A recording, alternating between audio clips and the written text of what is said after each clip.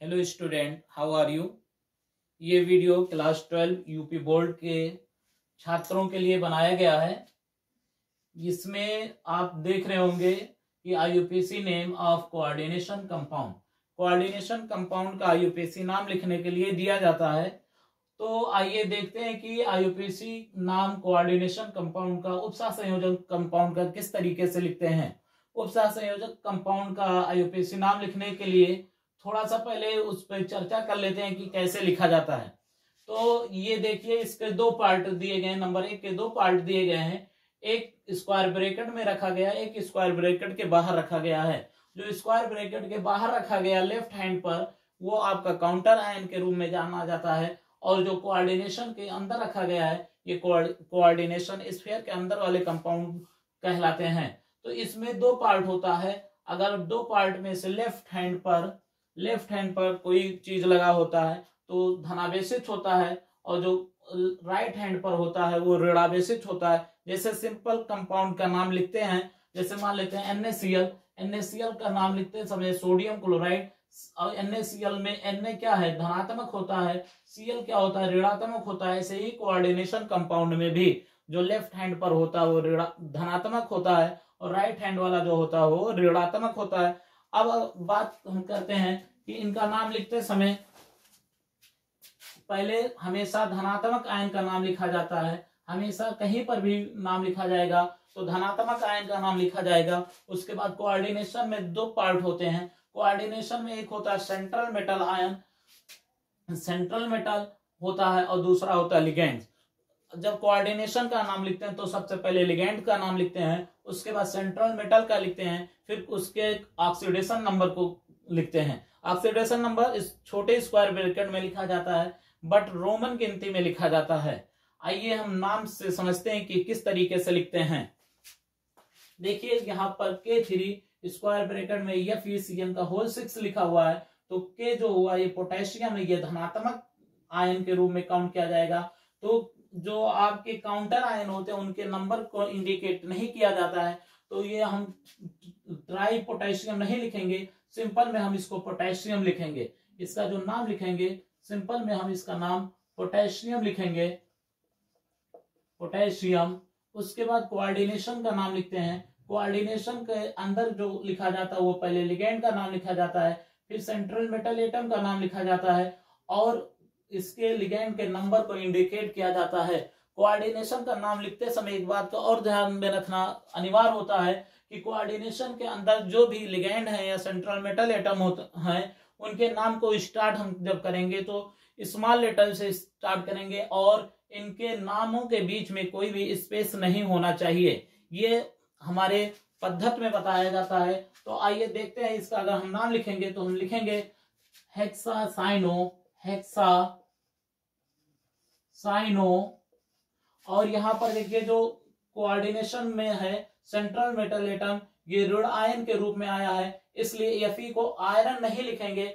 Fe का नाम बदल दिया जाएगा, Fe का नाम फेरम से बदल कर फर्रेट लिख दिया जाएगा। क्या लिखा जाएगा, हेक्सासाइनो फर्रेट। और इसका ऑक्सीडेशन नंबर अगर निकालोगे तो K पर 1 प्लस होता है, तो यहाँ 3K है, इसलिए क्या हो जाएगा, +3 हो जाएगा। Cn पर -1 होता है, इसलिए क्या होगा, -6 हो जाएगा। और जो -6 में +3 घटाओगे तो -3 आएगा, और जब बराबर के उधर ले जाओगे तो +3 हो जाएगा, इसलिए रोमन में इसको हम 3 लिखेंगे। तो इसका पूरा नाम हो जाएगा पोटेशियम हेक्सासाइनोफर्रेट 3। अब यहाँ देखिए पोटेशियम और हेक्सासाइनो के बीच में स्पेस है, या पोटेशियम का नाम हमने कैपिटल से लिख दिया है, लेकिन हेक्सासाइनोफर्रेट को हमने एक साथ लिख दिया, इनके नाम में कहीं गैप नहीं दिए हैं। और हेक्सासाइनो का नाम लिखते समय हमने स्मॉल लेटर से स्टार्ट किया है। तो यानी कोऑर्डिनेशन का नाम लिखते समय हमें स्मॉल लेटर से लिखना होता है, और नामों के बीच में कोई भी स्पेस देने की आवश्यकता नहीं होती है। आइए सेकंड नाम को देखते हैं। यहाँ पर देखिए कोऑर्डिनेशन स्फीयर जो है वो लेफ्ट हैंड पर है, यानी ये कोऑर्डिनेशन का जो नेचर होगा इस समय ये धनात्मक कोऑर्डिनेशन कहलाएगा, और जो सल्फेट आयन है ये आपका काउंटर आयन कहलाएगा। तो हम सबसे पहले धनात्मक का नाम लिखते हैं। अब धनात्मक कोऑर्डिनेशन में देखें तो सेंट्रल मेटल है और लिगेंड है, तो पहले लिगेंड का नाम लिखते हैं, और लिगेंड की संख्या कितनी है, 4 है, इसलिए इसका नाम लिखा जाएगा टेट्राएमीन कॉपर। और इसका कोऑर्डिनेशन जब निकालेंगे तो सल्फेट पे -2 होता है, तो -2 उधर जाएगा तो +2 हो जाएगा, क्योंकि NH3 पर कोई आवेश नहीं होता है। तो इसका जब हम नाम लिखेंगे तो इसका नाम बनेगा टेट्राएमीन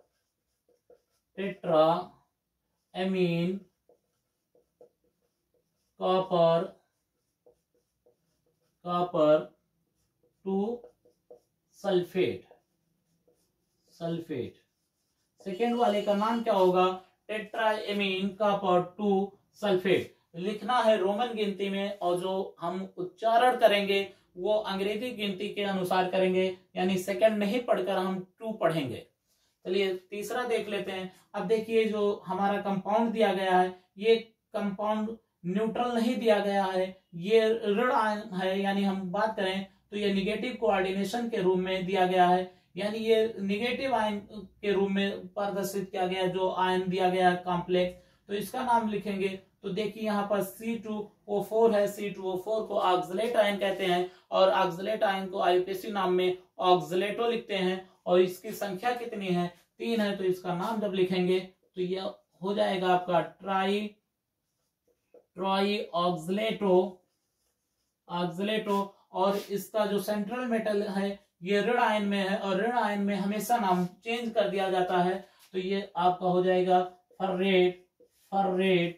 और कोऑर्डिनेशन हम ऑक्सीडेशन नंबर निकालेंगे तो ऑक्सीडेशन नंबर देखेंगे, Fe का X हो जाएगा, और C2O4 पे -2 चार्ज होता है, तो यहाँ पर 3 C2O4 है, तो -2 का 3 से गुणा करेंगे -6 होगा, -6 उधर जाएगा तो +6 हो जाएगा, और ऑलरेडी उधर -3 है, तो -3 और +6 में जो शेष बचेगा वो +3 होगा, तो फर्रेट 3 हो जाएगा। और यहाँ देखिए इसका जो नेचर है ये आपका एनायन है, इसलिए लास्ट में एनायन लिखा जाएगा। यानी अगर हम बात करें तो तीसरे वाले का जो नाम होगा ट्राईऑक्सलेटो फर्रेट 3 एनायन होगा। चौथे वाले का देखें नाम, अगर देखें तो यहाँ पर देखें कि इस कोऑर्डिनेशन पर आपके धन आवेश है, यानी ये कोऑर्डिनेशन जो है ये पॉजिटिव कोऑर्डिनेशन कहलाएगा, और पॉजिटिव कोऑर्डिनेशन में नाम सेंट्रल मेटल का सिंपल लिखा जाता है, उसके नाम में कोई चेंजिंग नहीं की जाती है। आइए नाम देखते हैं कैसे लिखेंगे। तो यहाँ पर 6 एमीन है, इसलिए इसका नाम लिखा जाएगा तो हेक्सा एमीन। और सेंट्रल मेटल जो है वो कोबाल्ट है, तो इसका नाम लिखा जाएगा कोबाल्ट। और इसका ऑक्सीडेशन निकालेंगे तो NH3 पर कोई आवेश नहीं होता, ऑलरेडी उधर +3 है, इसलिए कोबाल्ट 3 हो जाएगा। और यहाँ पर देखिए जो कोऑर्डिनेशन का नेचर है वो धन आयन के रूप में है, और धन आयन को हम क्या कहते हैं, केटायन कहते हैं। क्या कहते हैं, केटायन कहते हैं। अगला कंपाउंड अगर हम बात करें तो ये आप देखिए इसमें केवल कोऑर्डिनेशन दिख रहा है, ना कोऑर्डिनेशन पे प्लस लगा है, ना कोऑर्डिनेशन पे माइनस लगा है, और इसके ना तो लेफ्ट हैंड पर ना तो राइट हैंड पर कोई काउंटर आयन नहीं है। तो इस कॉम्प्लेक्स को हम न्यूट्रल कॉम्प्लेक्स कहते हैं, और न्यूट्रल कॉम्प्लेक्स में जो सेंट्रल मेटल होता है उसका नाम में कोई चेंजिंग नहीं की जाती। जिस प्रकार से पॉजिटिव कोऑर्डिनेशन में चेंज नहीं किया जाता, उसी प्रकार से न्यूट्रल कॉम्प्लेक्स में भी चेंज नहीं किया जाता है। और CO को हम क्या कहेंगे, ये आपका कार्बोनिल कंपाउंड है। यहाँ पर भी देखिए चौथे में भी CO है, ये जो CO है ये आपका सेंट्रल मेटल है, और ये जो CO है ये कार्बन मोनोऑक्साइड है। यहाँ पर देखिए ये O जो है स्मॉल है चौथे वाले का, और पांचवें वाले का CO दोनों बराबर है, इसलिए कार्बन मोनोऑक्साइड है, और कार्बन मोनोऑक्साइड को हम आईयूपीएसी में कार्बोनिल कहते हैं। तो इसका जो पूरा नाम बनेगा ये आपका बन जाएगा पेंटा कार्बोनिल। और यहाँ पर जो सेंट्रल मेटल है जिसका नाम आयरन लिखा जाएगा आयरन। और कार्बन मोनोऑक्साइड पे कोई आवेश नहीं होता है, इसलिए 0 आवेश होगा, और रोमन में 0 नहीं लिखा जाता है, इसलिए इसको इंग्लिश डिजिट में ही 0 लिखा जाएगा।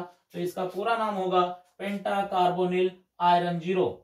तो छात्रों इस तरीके से आपको आईयूपीएसी नाम कोऑर्डिनेशन का क्लास 12 में दिया जाता है, और लगभग हर साल इससे पेपर बनता है। तो इसको आप ज्यादा से ज्यादा अपने आप भी लगाएं, और क्लास 12 में ये बहुत इम्पोर्टेंट टॉपिक होती है। इस टॉपिक में आईयूपीएसी नाम लिखने का सही तरीके से पद्धति के अनुसार सीखें, क्योंकि नाम तो हम कुछ भी लिख के आ जाते हैं तो एग्जाम में वो सही नहीं माना जाता। नाम वही सही माना जाता है जो आईयूपीएसी पद्धति ने प्रचलित कर दिया, उसी के अनुसार हमें नाम लिखना होता है। दोस्तों, आज आपका 12 फरवरी है, आपका पेपर 22 फरवरी से स्टार्ट हो रहा है, 22 फरवरी 2024 से।